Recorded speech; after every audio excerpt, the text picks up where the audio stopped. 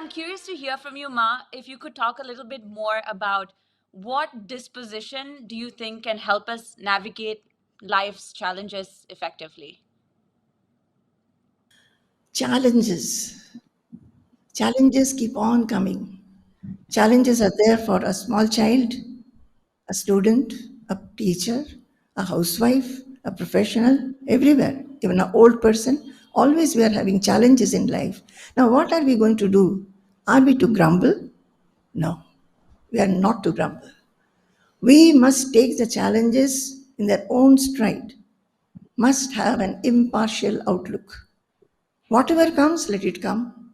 Whatever goes, let it go. Whatever we have to act upon, let us act upon with full heart, full mind, giving full skill and effort. And what Bhagavad Gita tells us, which is the way we should work. Say something has happened.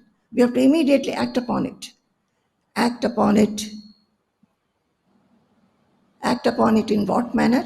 Excellently. Excellently. But without any delusional clinging, without any sangha. You understand? That is, have even-mindedness to what will be the outcome. Say some challenge. Suppose you find that the other day it happened that this hall, the main door, the key was in the morning, the lock was, we were not able to open it. And we had to enter it. So what we will do? So we were doing this, that. So we do whatever is necessary. I'm taking a very small example. But we should be impartial to what will be the outcome of the action that we are taking. We may take a long time to open, but meanwhile, maybe something will be missed here. So this is what should be our attitude. So what should be the attitude actually in challenges? Actually, the challenges in challenge, the attitude should be like an ocean. You know, like an ocean. What is an ocean? Vast water.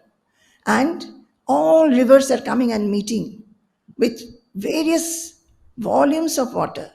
And some of the rivers are carrying slushy water also. What happens to the ocean? Does it overflow? Does it grumble? Nothing happens. Nothing happens. It remains as it is. In its depth, it remains quiet, unmoved. Maybe some ripples will be there over it, but nothing happens. So we actually, our soul is having that state. Our real identity is having that state. We can go there, and this is how we should try to meet the challenges. Now, challenges means remain unaffected in the face of the challenge. Look at nature, what is happening. Say, look at the trees. The trees are there. Many times it will happen that the trees are cut. A mango, we have a very beautiful mango tree in front of our ashram, inside, near the library. The branches were coming inside, so we had to cut it. Kavita, have you ever watched? Even if we cut the branches, when the season comes, the mangoes will come. In the other branches, the flower will come and there will be fruits. They are not saying that you have cut me, so I will not give you mangoes. So why do we grumble? Why do we grumble? We are always grumbling. You know what? This is the Creator. We all belong to the Creator. We all belong to the Creator. The Creator, the supreme power. You can tell it as God, you can say the self, you can say the Supreme Lord, anything, Paramatma. The fact is that there is a power, a supreme power, who actually from whom this whole world gets expressed. He sustains and he also dissolves. And every one of us is a part of it. My body, my intelligence, my senses, my limbs, my activities. Do I have any control over that? A mother gets pregnant. The child is growing in the womb. What does the mother do? She may maximum take food. Does she have any control how the child will be, whether the child will be healthy or diseased, whether the child will have a dull intelligence or a sharp intelligence, whether the child will be a dark child or a fair child?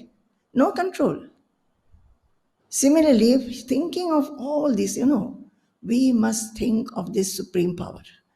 I'm telling you, many of you youngsters, you are thinking of many things. Actually, as the days are going, the youngsters are more intelligent than us. So you have lot of intelligence, you have lot of skill. But I would tell you, as a mother, that please think about these also. All that you are doing. Actually, we think that I'm doing, I'm this, I'm that. But does anything depend on us? Can we control anything? Cannot. So we have to No. think of that supreme power, and we have to think that nothing belongs to us. My body, my intelligence, senses, limbs, nothing. It is created by the Creator. It belongs to the Creator. And since I cannot control anything in my life, I owe nothing. I will not have ownership at all for anything. I think this is a little mind boggling. What do you mean Very by much. not having ownership? Not having any ownership? You think about this, but it is very simple. Not having ownership does not mean that you will be indifferent. You have to do your duty. You have to do it excellently well, perfectly, not carelessly, not idly.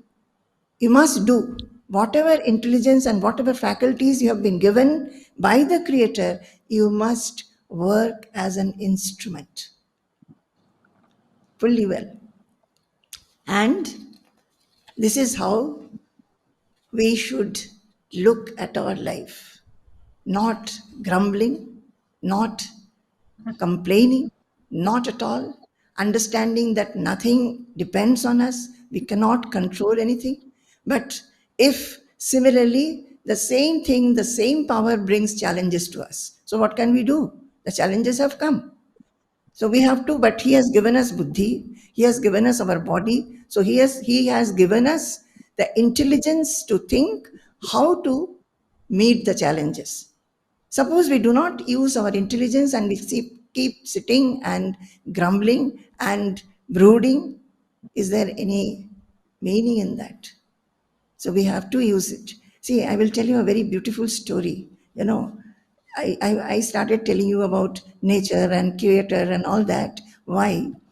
We were in Kharagpur at that time. There was two very big trees in the front garden and in the big garden, people trees. And people trees, it has lot of branches and lot of it's a big tree. So in the branches, and there were many many nests. The birds used to stay there. And actually, at 3:30 in the morning, nobody could sleep because all the birds will get up and they will start chirping, chee, chee, chee, chee, chee, chee. What their day will start even when the dawn has not yet, it has not dawned, and they will start their I used to say that they are singing to the Lord.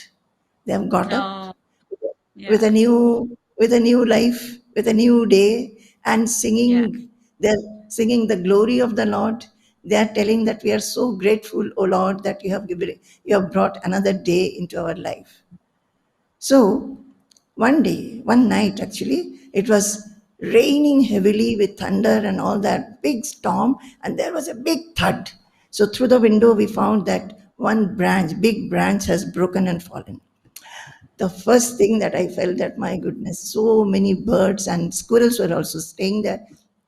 Whole day they will be active, whole day running about. You must have seen squirrels going up and down the trees. I am very fond of nature, so I keep on looking Yeah. at all these things.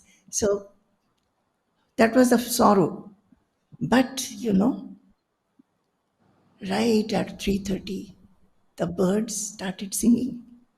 They were singing. Oh, And the thought came to us that when we have challenges, can you imagine what challengeful life challengeful night they have passed, the nests are fallen, they're drenched in rainwater. What will they do? They don't know. And so, but when I thought about it, I felt that my goodness, we, the human beings, we do not do that. When we are in trouble, we do not think of God. We brood, we complain, and we say, why me? Why this has happened to me? So that is why I was saying that we should not forget that supreme power who makes us, who sustains us, and also he knows when to do what in our life. Okay, you can go to the next question. Ma, thank you for that wonderful explanation.